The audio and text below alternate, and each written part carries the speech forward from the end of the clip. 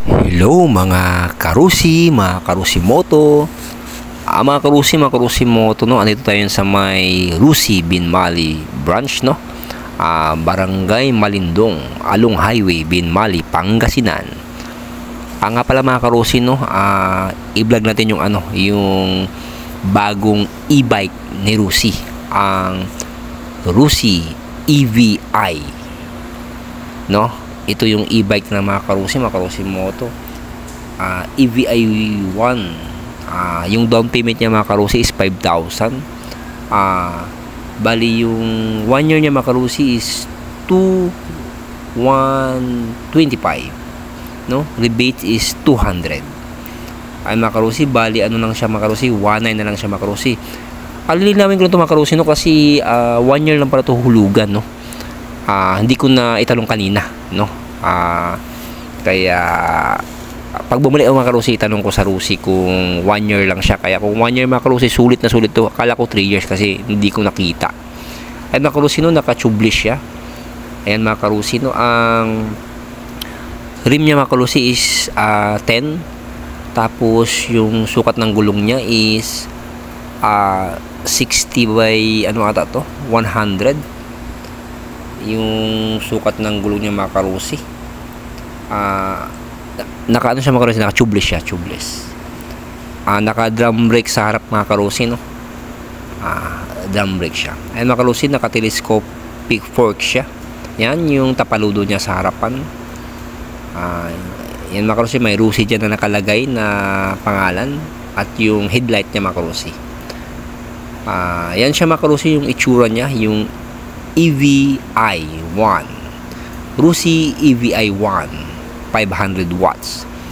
Yung mga karusi, naka siya mga karusi, naka dual shock, no, sa likod. Yan yung aapakan ng angkas. Tapos parehas yung mga karusi, sukat ng gulong niya sa likod, sa harap parehas.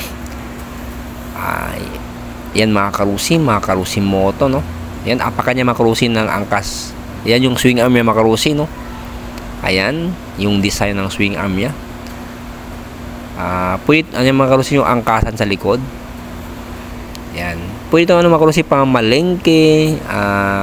Yan mga karusi, bahay-bahay. Pwede ito, bahay to bayan. Yan mga karusi, no. Ito. Yan mga karusi moto, no. Yan mga karusi, meron siyang lagayan sa harapan na pwede nyo kung mamalengke kay mga karusi. Yan yung lagayan sa harapan, no. Ito mga karusi, no, ito yung specification niya. Yan mga karusi, no. Yan, Rusi EVI 1, 500 watts. Ay mga karusi, no, 50 kilometers nakalagay dyan. Ang charging niya mga karusi is 6 hours, no. 6 hours of charging, full na siya mga karusi, no. Ang matatakbo niya is 50 kilometers. Kung baga mga karusi, no, kung Binmali to Dagupan, 12 kilometers siya, siguro mga karusi, dalawang balik siya, full charge, no. Pero sa mga ganito mga karusi, wag nang ilagay sa malayuan. Pwede nang itong lang to kahit na puntang palengke, mamalengke, o sa mga subdivision, pwede itong paikot.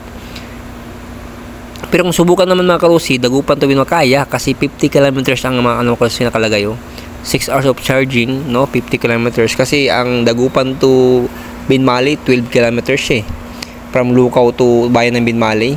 Yan. Ayun mga karusi, specification. RVI 1. Yan yung mga karusi, 500 watts. Yan. Yan yung specification ng mga karusi. Yan yung Rusi e-bike, no. Yan mga karusi, no, yung specification niya. Ayan mga karusi, no, mga karusi moto, no, yung specification niya mga karusi, no. Ayan. Lilinawin ko ito mga karusi, pero i-vlog ko rin ito mga karusi, no. Talagang 1 year lang itong hulugan, 2,121, bali yung 1,900 lang, 1,925 no, isang taon, pwede na, sulit na, no. 1 year na 5,000 down payment, no. Ayan yung bagong e-bike ni Rusi, no? Mga ka-Rusi Moto, no? Dito lang yan mga ka-Rusi sa Binmali branch, mga ka-Rusi, no? Pasya lang kayo mga ka-Rusi sa Binmali branch, no? Tanong lang kayo ito mga ka-Rusi, no? Sa may highway ng Malindong lang. Along highway, Binmali, Pangasinan. Okay mga ka-Rusi, no? Bye-bye!